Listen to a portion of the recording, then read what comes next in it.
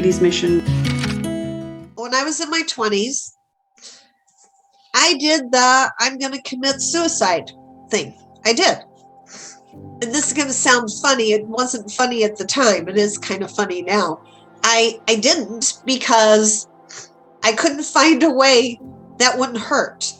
I thought about taking pills, but I thought if I didn't take enough of them and I just got really sick, that would be horrible. That would hurt my stomach. So I'm not going to go too deeply into it, but I'm going to say that it was probably the best thing in the world that I went through that experience. It was a Saturday morning, everybody was out of the house, and I really didn't see any particular reason to get out of bed, because anytime I did, I just seemed to attract negativity, upset, and everything was always my fault.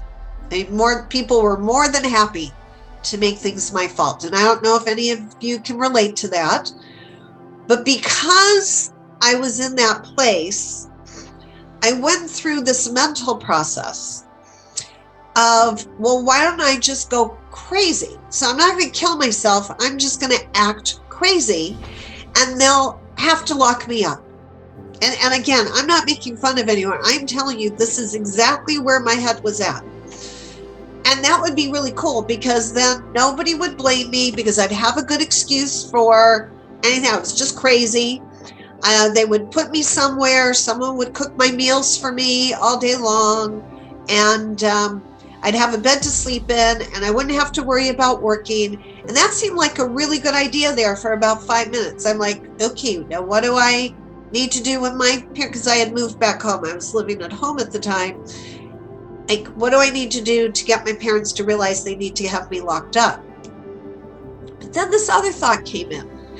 And that thought was, but you know, Stacey, in about 6 months, you'd probably start feeling better. And they wouldn't let you stay there anymore. They would send you home, and it would start all over again. But you'd have to explain to people why you gave up a great paying job. And what was it like? So for the rest of your life, you would have to explain that. Well, it doesn't seem like you want to do that. So I said, so if they're going to wind up sending me to talk to somebody anyway, why don't I just go find somebody to talk to? Okay. And I'm going to tell you, like, if you can tell, I'm a little older than a lot of you here. So we still had yellow pages back then. Dating myself, rotary phones and yellow pages. And so I went to the yellow pages and I looked up psychiatrist, psychologist. I don't remember how I found him, but I will never forget him. His name was Dr. Para, and he didn't live that far away. I could actually walk to his office, which was good. And I called him that Saturday morning, and he actually picked up the phone. And I told him what I had been thinking about, and he said, why don't you come on over? Can you get here? Let's talk. And I went. And I laid out my sad story as I saw it from my perspective of why my life just sucked the big one. And then I realized I was the common denominator, but I didn't know how to fix things. And it was just too painful to always be, we'll just say, blamed, put upon, like a negativity attractor. And he said, I want you to do one thing for me. He said, we're going to meet again in a few days, but I want you to do one thing for me. Are you willing to do one thing? And I thought I was going to get some drugs, right? Like, I'm like, where's the pills? Just let me take the pills, feel better. That'll be great. And there no pills were coming out. Now, listen, these days I wouldn't take a pill if I just wouldn't. But this is a long time ago before we knew about that stuff. And he said, so I want you to do one thing for me. And I said, do I get the pills if I do? And he said, oh, there's no pills. You're not going to need a pill. He said, I want you to say to yourself as often as possible, there's a real possibility that, and I promised you in this presentation, I'm going to give you 3 things I do to have a better day. This is number 1.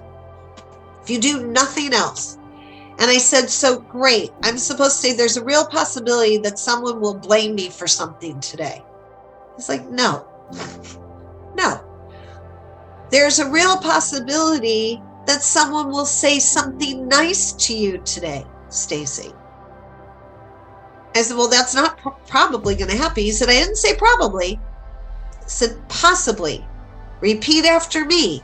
There is a real possibility that, and you fill in the blank with the thing you think couldn't possibly occur. And at the time, it was right before my birthday. That was the trigger, because I was always the one who did cards and birthday cakes for everybody in the office. You probably are just like that. You're the one who's always cheering other people on. And I just knew in my heart of hearts, my birthday would come and no one would do anything at all. It would just be forgotten, because if I didn't do it, who was going to do it? So I said, so like, there's a real possibility that someone will actually remember my birthday? He's like, yeah, like that. He said, but I don't want you to say it once. I want you to think it all day long. Every day, I don't care what it is, but it has to be something positive. Are you willing to do that? I'm like, yeah, because I'm going to prove to you nothing's going to happen. So sure, I'll do it. And then we'll have to talk about what happens when it doesn't happen. He said, we'll cross that bridge when we come to it. I've got you, like, you made me shake. We made an agreement. And I started saying, there's a real possibility that I won't feel like shit when I get up in the morning. Excuse me if there's kids in the room. There's a real possibility that my day will go better than I think it will go. There's a real possibility that somebody will remember my birthday. And I just, this is all day long. I started getting into the habit, and I noticed that I started feeling better. And at the end of the first day, I didn't feel bruised and beaten up. Like, wow, nobody came at me today. And it went on that way until I saw him again. And he said, so? And I said, not only did somebody remember my birthday, they got me a cake and everybody signed the card. I was blown away. I said, what's in that phrase? He said, what's in that phrase is possibility. You cracked open the door that things could be different. And I've lived my life this way every single day. If something goes not quite right, I look at it and I say, there's a real possibility that what I want to have is going to happen. And either it does or something better comes along. And that is how I move through my day, every day. So I'm inviting you to, would you drop me an X or a heart if you think you would say that phrase? Now, all throughout the day, there's a real possibility that, and put in what you want to see happen. Good. Because I look forward to hearing what happens for you if you do. Number 2 way to have a better day than you think is possible. You go to bed differently. What I also used to do way back then is I would go to bed. I'm not going to say fall asleep. I would go to bed and I would lay there thinking about all the horrible things that had happened during the day, or the things I forgot. Like, you lay in bed and sure enough, you remember everything you forgot to do during the day, right? Like, write that.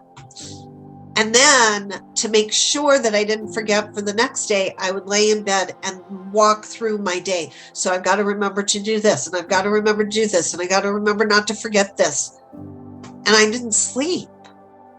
I had the most restless sleep all the time. So the next day was always really crappy. Or as Dee Dee Wright would say, we always say it would just suck, the big one.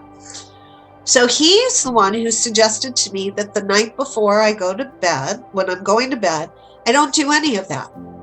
I take my time and I say to myself, Stacey, and I think back over my day, and then it was reinforced later on through someone else that this is called recapitulation.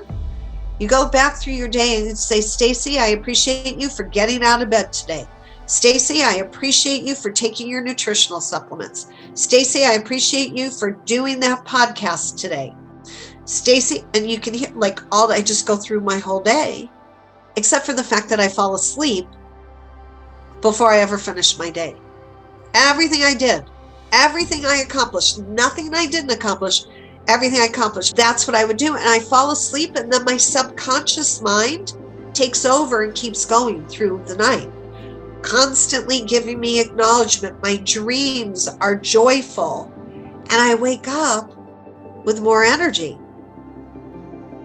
It's like miraculous, truly. So this is the other thing I've been doing for years and years. I go to sleep, and I will not let a negative thought in there. I just start with, Stacey, from the morning, I acknowledge you for waking up. And I get as far as I can before I'm asleep.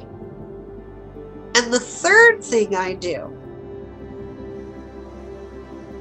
I don't just say there's a real possibility now, because there's really wonderful things. I express gratitude. And if you know me, and you've probably seen me recently, I came out of hiding. I cheer myself on, and I cheer other people on too. I got myself a set of pom-poms. I have two. Sometimes I only do one. And I go, yay! I did that podcast. Yay, I just finished that interview. Yay, I just finished a coaching session. And I do it on my own. I'm not doing it in front of the person, but when I'm cheering other people on, you'll see the pom-poms. I encourage you to cheer yourself on all through the day, because if you don't do it, who will? But you know, what we focus on is what we attract. So if you're loving on yourself, if I'm loving on myself, people actually say nice things to me. They're like, wow, like I just had an amazing introduction I just got. So drop 3 hearts, not for me, but for you. If you can, drop 3 hearts. If you will say there's a real possibility, if you will go ape on yourself at night, I call that the appreciation perspective experience, going ape on yourself from the perspective of everything you accomplished. And if you will put down your bat and pick up your pom-poms during the day. And I'm Stacey Hall, better known as the Go For Yes Gal, because I do teach how to get people to say yes to you, but I'm really more about saying yes to ourselves.